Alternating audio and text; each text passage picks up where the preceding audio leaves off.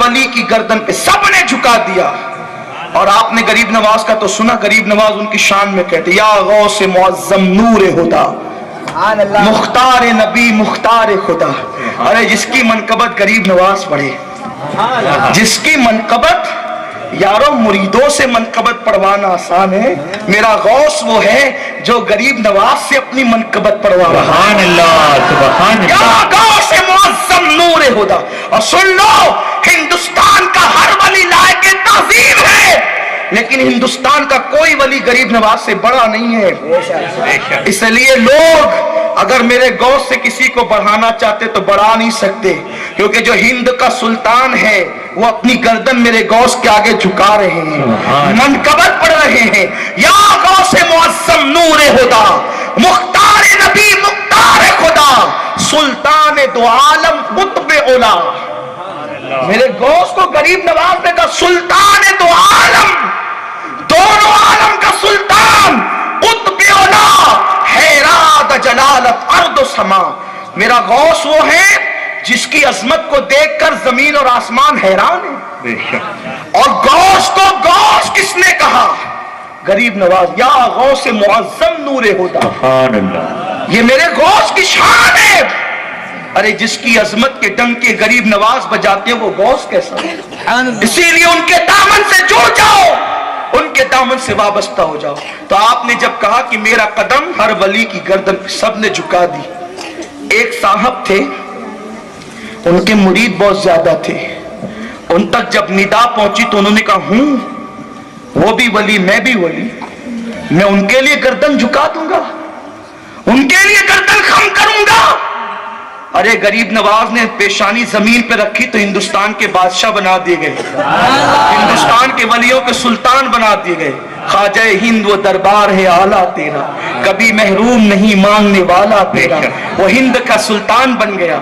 अरे कोई वजीर आजम आएगा बदलता रहेगा, लेकिन मेरे ख्वाजा की हुकूमत खत्म नहीं हो सकती। हुकूमत वक्त याद रखे, यहाँ तो कल दूसरा रहेगा। जमीन हिंदुस्तान का राजा हमारा ख्वाजा सदा रहेगा। इसलिए एक अंग्रेज मुफक्किर ने कहा, मैं हिंदुस्तान में एक कब्र को हुकूमत करते हुए देख रहा हूं, वो मोइनुद्दीन की कब्र है जो हिंद पर हुकूमत करती है। सुभान अल्लाह, सुभान अल्लाह। अपनी गुफ्तगू समेट रहा हूं, इख्तिताम की तरफ जा रहा हूं। तो जिसने गर्दन झुकाई उसको दुआ दी, हिंद का बादशाह बना दिया। और जिसने कहा मैं गर्दन झुकाऊं उनके लिए, मेरे गौस की जबान से निकल गया, जिसने मेरा कदम अपनी गर्दन पर नहीं लिया,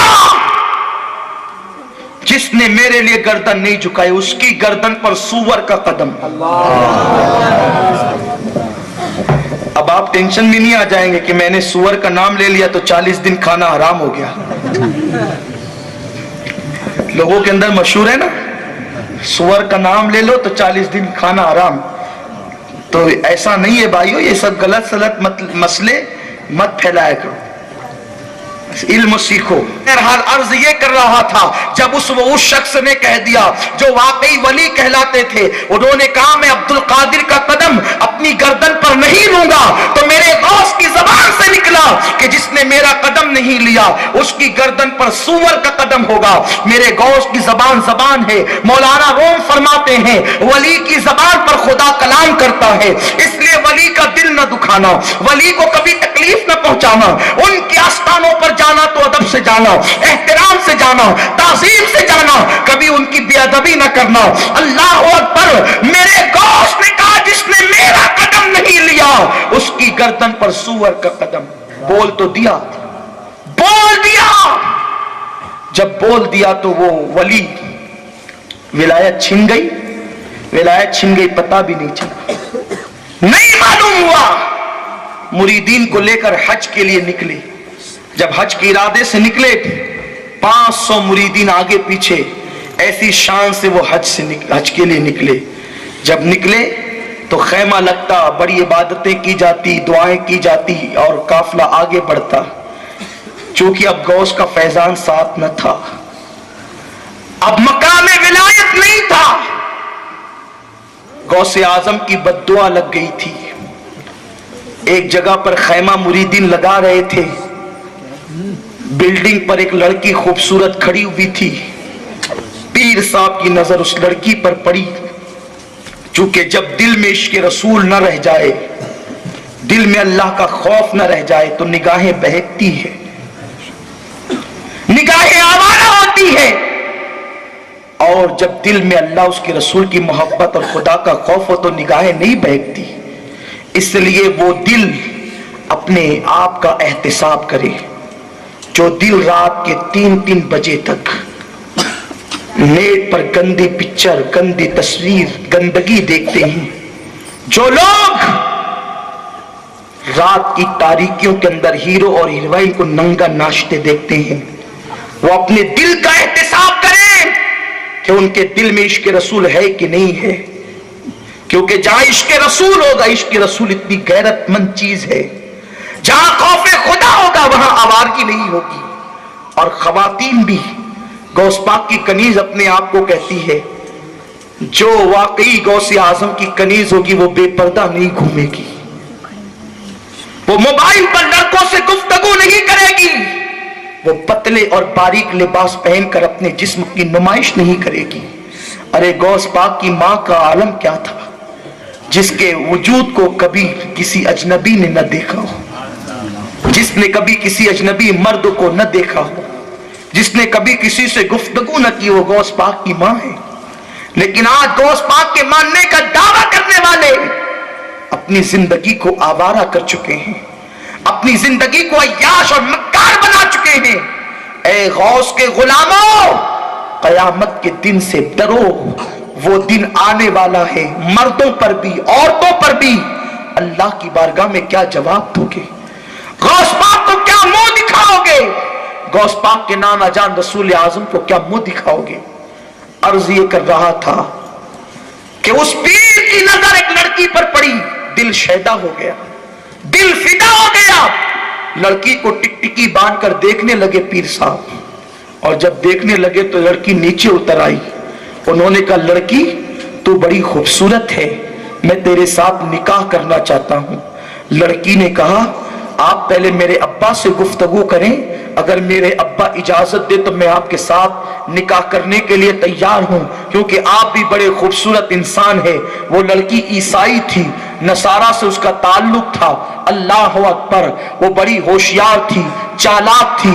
जब अपने बाप के पास लेकर के गई तो उसके बाप ने कहा, मैं अजनबी आदमी को, मुसाफिर को अपनी बेटी कैसे दे सकता हूं? आप पता नहीं कौन है, मैं पहले आपको जांचूंगा, पहले आपको परखूंगा, उसके बाद फिर तुम्हें अपनी बेटी दूंगा, और ताकि तुम मेरी बेटी को धोखा ना दे सको। उस शख्स ने कहा, आप कैसे मुझे जांचेंगे, आप कैसे मुझे परखेंगे? तो उस वक्त उस शख्स ने कहा, वो बहुत बड़ा मालदार था, उसने कहा कि हम लोग ईसाई हैं माज़अल्लाह, और हमारे उनके यहाँ सूअर को मुकद्दस समझा जाता था। तो उसने कहा, मेरी बेटी दिन भर सूअर चराने जाती है, इसलिए उसके साथ पहले तुम्हें सूअर चराने जाना पड़ेगा, और मैं तुम्हें देखूंगा तुम ये काम सही से करते हो कि नहीं। वो शख्स तैयार हो गया, ठीक है मैं सूअर चराने के लिए तैयार हूं। याद रखो, ये बुरे दिन यूं ही नहीं आते, लोग वलियों की शान में जो मुंह में आता है बक देते हैं, और जब बुरे दिन आते हैं तो उनको पता भी नहीं चलता कि ये मार क्यों पड़ रही है, अल्लाह की सजा क्यों पड़ रही है। याद रखना, ये बुरे दिन यूं ही नहीं आते, ये जिल्लत के दिन यूं ही नहीं आते।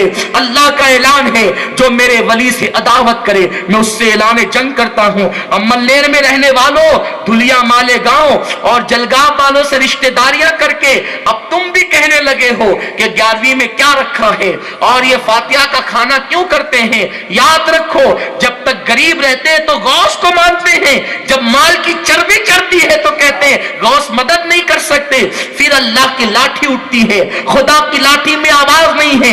याद रखो, मतलबी मानने वाले मत बनो। गौस वो है जो दुनिया में भी मदद करेंगे और आखिरत में भी मदद करेंगे, उनका दामन कभी मत छोड़ना। अल्लाह अकबर।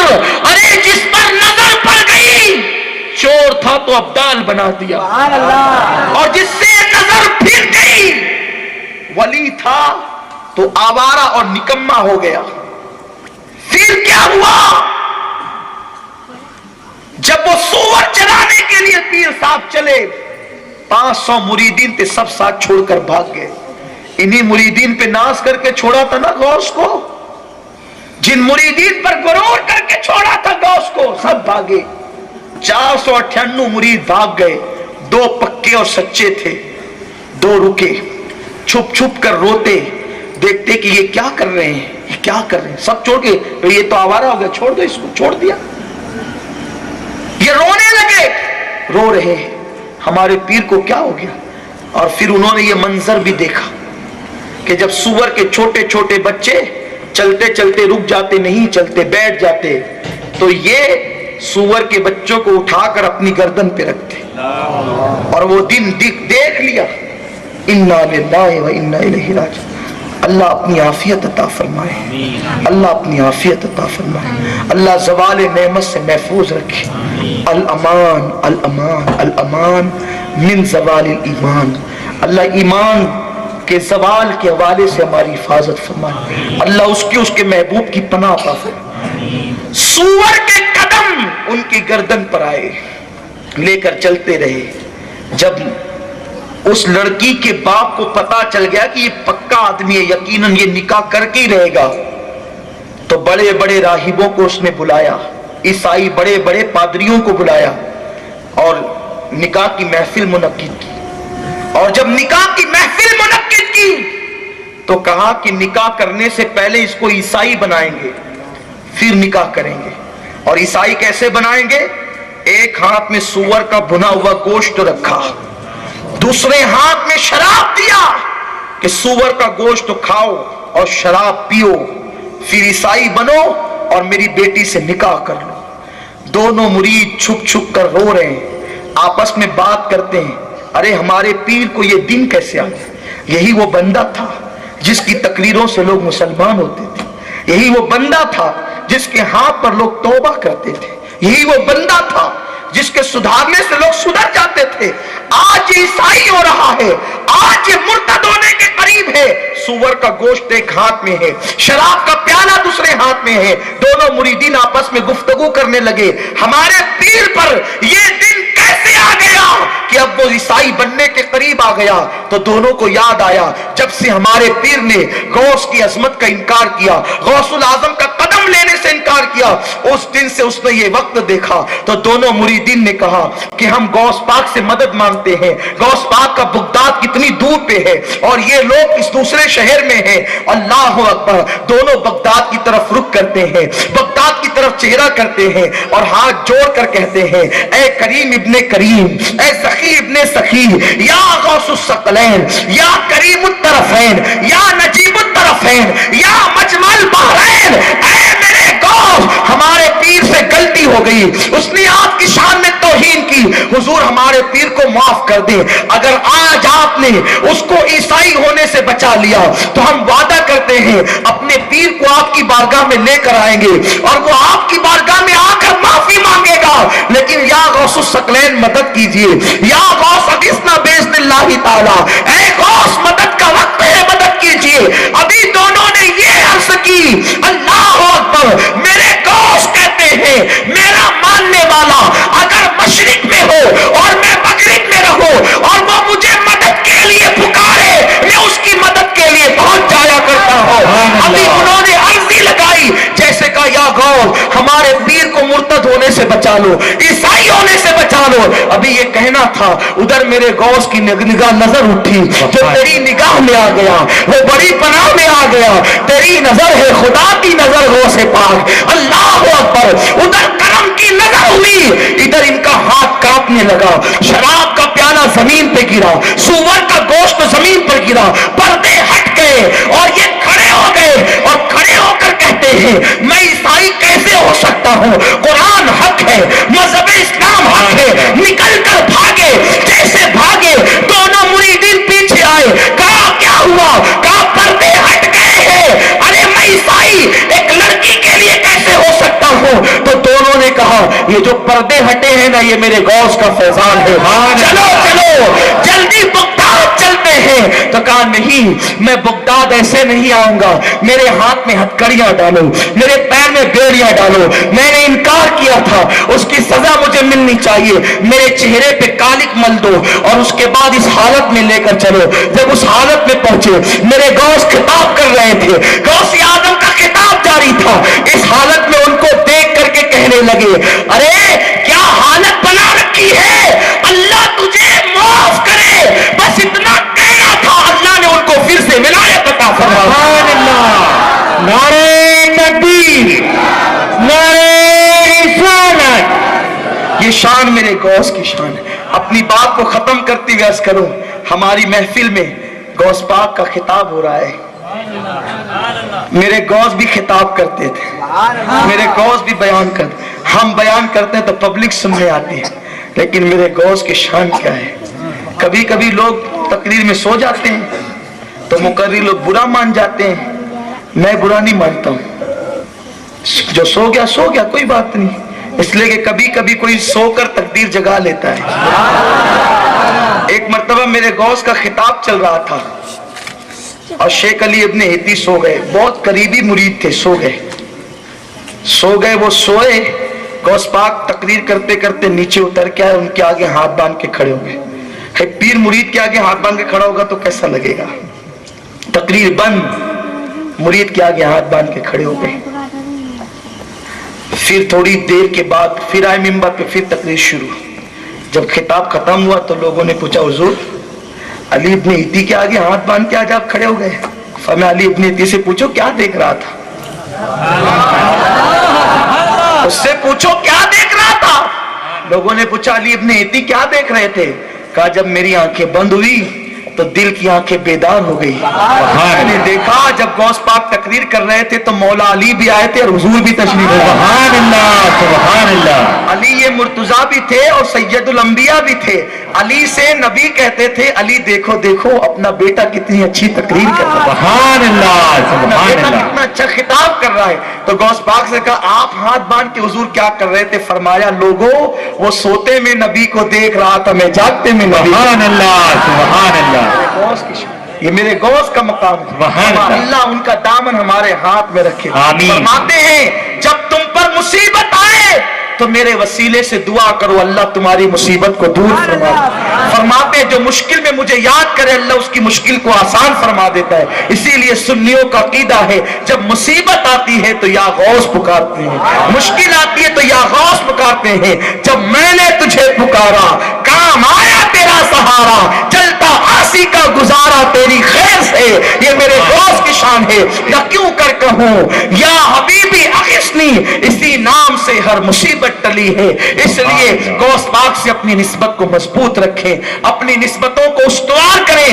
غوث پاک رضی اللہ تعالیٰ عنہ فرماتے ہیں میرا مرید قیامت کے دن بخشا جائے گا. اس لیے غوث پاک